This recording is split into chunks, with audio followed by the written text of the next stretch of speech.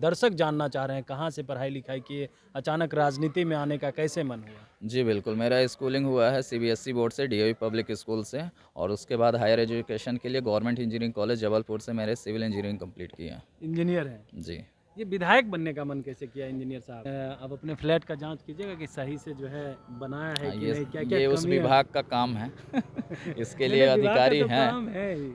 विभाग ने तो जांच करके दे हमारे दिया अंदर बना सिर्फ करके। अब सिविल से ही रिलेटेड काम नहीं रहेगा, पूरी जनता को हमको देख के चला और हर विभाग पे मेरी सिविलियन से नज़र काम रहेगा। रहेगा। सारे विभाग हमारे अंडर में हैं, चाहे हाँ। किसी भी विभाग का हो, सब पे नज़र रखना है। अच्छा, अब तो विधायक बन गए हैं, सरकार भी बन गई है, लेकिन आरजेडी वाले कह रहे हैं खरमास के बाद नीतीश कुमार एक बार फिर से खेला करने वाले हैं। इसको आप कैसे देखते हैं? ऐसा कुछ भी नहीं है, सब भ्रामक बातें हैं, विपक्ष के द्वारा फैलाई जा रही है। कि पलटी मारने में भी एक्सपर्ट है नीतीश कुमार, शपथ तो लिए ही है, पलटी मारने में भी एक्सपर्ट है।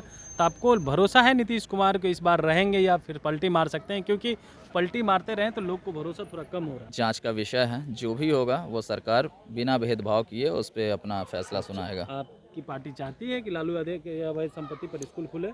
ये अवैध है कि नहीं है, ये न्यायालय तय करेगा। उसके बाद नहीं, सरकार, सम्राट चौधरी ने कहा आपके तो ये सम्राट चौधरी जी कहे हैं तो ये न्यायालय तय करेगा कि क्या है क्या नहीं। ये जांच का विषय होगा, अगर वो अवैध होगा तो बिल्कुल उस पर कोई काम होगा जो समाज के हित में होगा। किस तरह के काम होने कुछ भी बन सकता है। स्कूल के बारे में बोले हैं तब चाहते हैं। स्कूल बने, शिक्षा के लिए हो, रोजगार के लिए हो, किसी भी फील्ड में कुछ भी हो सकता है। और वही नहीं, बिहार में जहाँ भी ज़मीनें हैं, चाहे अवैध कब्जा हो, चाहे सरकारी ज़मीनें हैं, वहाँ पे हम लोग विकास के लिए रोजगार का साधन उपलब्ध कराएंगे। नमस्कार, आप बोले भारत देख रहे हैं, मैं हूं आपके साथ कमलेश। सीएम नीतीश कुमार ने विधायक को फ्लैट अलाउट कर दिया है और विधायक अपना अपना फ्लैट में गृह प्रवेश कर रहे हैं। ऐसे में दरौली के विधायक हैं विशुनदेव पासवान, गृह प्रवेश कर लिए हैं। यहाँ पे उनके जो चाहने वाले हैं फोटो खिंचाने पहुँच रहे हैं। विधायक जी क्या कहेंगे, गृह प्रवेश कर लिया सबसे पहले? जी बिल्कुल, गृह प्रवेश हम लोगों ने किया, ईश्वर का नाम लेके शुरुआत किया है और एक नई शुरुआत का आगाज़ हम लोगों ने किया है।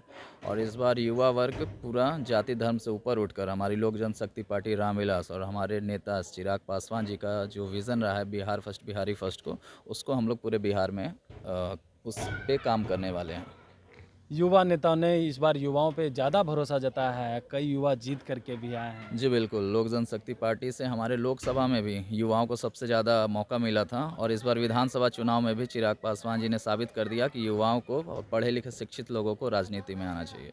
युवाओं पे ज़्यादा भरोसा है। जी बिल्कुल, युवा वर्ग ही देश की भविष्य होती है। आने वाले समय में हम युवाओं को ही इस देश को लेकर चलना है। लोग पढ़े लिखे की बात कर रहे हैं, आप कहाँ से पढ़ाई किए? दर्शक जानना चाह रहे हैं, आपके लोग तो जान ही रहे हैं, दर्शक जानना चाह रहे हैं कहाँ से पढ़ाई लिखाई किए, अचानक राजनीति में आने का कैसे मन हुआ? जी बिल्कुल, मेरा स्कूलिंग हुआ है सीबीएसई बोर्ड से, डीएवी पब्लिक स्कूल से, और उसके बाद हायर एजुकेशन के लिए गवर्नमेंट इंजीनियरिंग कॉलेज जबलपुर से मैंने सिविल इंजीनियरिंग कंप्लीट किया। इंजीनियर हैं। जी। ये विधायक बनने का मन कैसे किया इंजीनियर साहब? जी बिल्कुल, पहली बार हम लोगों ने शुरू से बिज़नेस और पॉलिटिक्स में इंटरेस्ट रहा है और उसके बाद से पहली बार नगर पंचायत गुठनी हुआ तो उसमें हम लोगों ने चुनाव लड़ा पार्षद का और फर्स्ट टाइम में उसमें भी हम लोगों ने जीत हासिल की।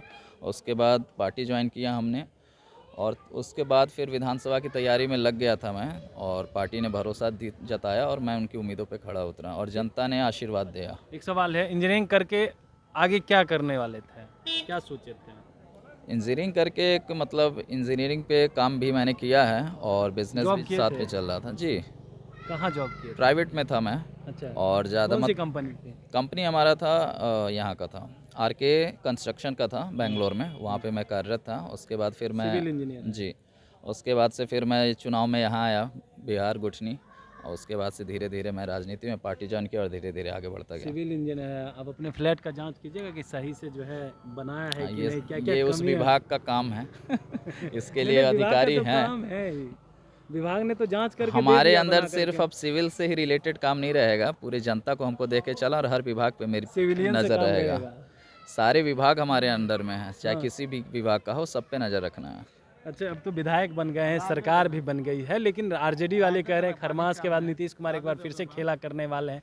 इसको आप कैसे देखते हैं? ऐसा कुछ भी नहीं है, सब भ्रामक बातें हैं, विपक्ष के द्वारा फैलाई जा रही हैं। ऐसा कुछ भी नहीं है। हमारे माननीय मुख्यमंत्री 10वीं बार शपथ ग्रहण करके पूरे वर्ल्ड रिकॉर्ड इस बार उन्होंने बनाया है और बिहार की जनता को जो पिछड़ापन रह गया था वो इस 5 वर्षों में बहुत आगे हम लोग लेके जाने वाले हैं, पूरा इंडिया टीम। अच्छा, एक चीज़ तो आप जानते होंगे नीतीश कुमार को लेकर के, पलटी मारने में भी एक्सपर्ट है नीतीश कुमार। शपथ तो लिए ही है, पलटी मारने में भी एक्सपर्ट हैं। तो आपको भरोसा है नीतीश कुमार को इस बार रहेंगे या फिर पलटी मार सकते हैं? क्योंकि पलटी मारते रहें तो लोग को भरोसा थोड़ा कम हो रहा है। देखिए, नीतीश कुमार जी कभी नहीं पलटी मारे हैं, ठीक है? मुख्यमंत्री वही रहे हैं। पाला तो पक्ष बदले ना। विपक्ष इधर उधर भले होता रहा है, लेकिन इस बार वो तो मंच के माध्यम से ही बोल चुके हैं कि अब वो कहीं नहीं जाने वाले ये हैं। तो कई बार बोलते, पिछले इससे पहले भी जब पलटी मारे थे तो उस समय भी बोले थे, आप जी, सुने हुए होंगे। जी बिल्कुल नहीं है। जहाँ पे बात रह गई मुख्यमंत्री नीतीश कुमार जी की, उनको वहाँ सूट नहीं कर रहा है, तो वापस से वो यहाँ पे चले आए हमारे एनडीए गठबंधन में, और हमेशा वो हमारे भाजपा और एनडीए दल के साथ रहेंगे। आपके डिप्टी सीएम है गृह मंत्री सम्राट चौधरी ने कहा है कि लालू की अवैध संपत्ति पे जो है स्कूल खुलवाएंगे, उसको आप कैसे देख रहे हैं? वो हाई कोर्ट और न्यायालय का काम है, जांच का विषय है। जो भी होगा वो सरकार बिना भेदभाव किए उस पर अपना फैसला सुनाएगा। आपकी पार्टी चाहती है कि लालू यादव के अवैध संपत्ति पर स्कूल खुले? ये अवैध है कि नहीं है, ये न्यायालय तय करेगा। उसके बाद नहीं, सम्राट सरकार, चौधरी ने कहा आपके तो ये सम्राट गृह चौधरी जी कहे हैं तो ये न्यायालय तय करेगा कि क्या है क्या नहीं। ये जांच का विषय होगा। अगर वो अवैध होगा तो बिल्कुल उस पर कोई काम होगा जो समाज के हित में होगा। मंत्री किस तरह के काम होने कुछ चाहिए? भी बन सकता है। स्कूल के बारे में बोले हैं तब चाहते हैं। स्कूल बने, शिक्षा के लिए हो, रोजगार के लिए हो, किसी भी फील्ड में कुछ भी हो सकता है। और वही नहीं, बिहार में जहाँ भी ज़मीनें हैं, चाहे अवैध कब्जा हो, चाहे सरकारी ज़मीनें हैं, वहाँ पे हम लोग विकास के लिए रोजगार का साधन उपलब्ध कराएंगे। विकसित बिहार बनेगा इन 5 सालों बिल्कुल में? बनेगा, भरोसा है? पूरा भरोसा। और एनडीए इस बार बहुत मजबूती के साथ बिहार में आई है, उसके लिए निश्चिंत रहिए। एक आखिरी सवाल लेंगे, दरौली की जनता से क्या वादा करके आए हैं और क्या करने वाले हैं दरौली की जनता के लिए? चुनाव के वक्त भी मैं कुछ वादे करके आया हूँ, और जीतने के बाद भी मैं बोल रहा हूँ कि सबसे पहले डिग्री कॉलेज, केंद्रीय विद्यालय, स्टेडियम, इसके अलावा जो नाली, सड़क, रोड वगैरह, ये सब तो होना ही होना है। मुख्य मुद्दा हमारा शिक्षा को लेके है कि केंद्रीय विद्यालय और डिग्री कॉलेज की मांग है, और उसको हम इन 5 वर्षों में पूरा करेंगे। और ये मुद्दा दोबारा 2030 में नहीं रहेगा। दलित का बेटा आप पढ़ेगा? दलित का नहीं, सारे वर्गों को लेकर चलना है। अगर मैं पढ़ लिख के भी अब फिर दलित और फॉरवर्ड अगड़ा पिछड़ा की बात करूं, ना ये हमारी पार्टी चाहती है, ना मैं पढ़े लिखे होने की वजह से कहता हूं। जो भी है सबको लेकर चलना है। बहुत बहुत शुक्रिया। तो हमारे साथ दरौली विधायक थे, क्या कुछ कह रहे थे आपने सुना। ऐसे ही तमाम अपडेट के लिए बने रहे बोले बात साथ। बहुत बहुत धन्यवाद।